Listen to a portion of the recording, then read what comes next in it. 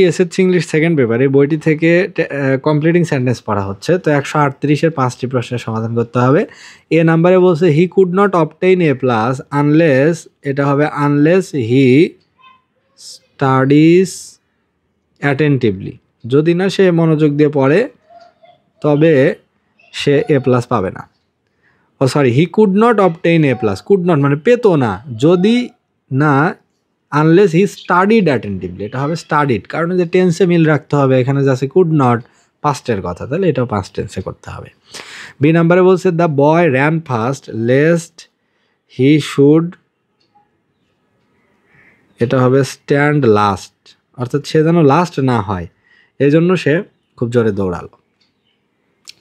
C নাম্বারে it is high time, তারপরে gap, তাহলে it is high time we stood against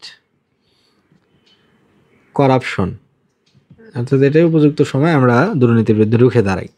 D নাম্বারে বলছে প্রথমেই গ্যাপ, তারপরে আছে we can have a good harvest, তাহলে এটা হবে ডি নাম্বারে হবে if it rains we can have a good harvest.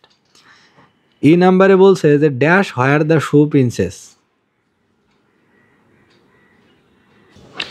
এটা হবে যে ই নাম্বারে প্রথমে বসবে যে only the wearer, WEARER, only the wearer knows where the shoe pinches, অর্থাৎ শুধুমাত্র যে জুতো পরে সেই জানে যে পায়ের কোথায় ব্যথা করছে, কোথায় জুতোটা লাগছে, অর্থাৎ একজনের কষ্ট শুধুমাত্র সেই বোঝে, যার যার সিচুয়েশনে সার্কামস্টেন্সে কন্ডিশনে না পড়লে আরেকজন বাইরে থেকে তার মর্ম বুঝতে পারে না, তার দুঃখ বুঝতে পারে না।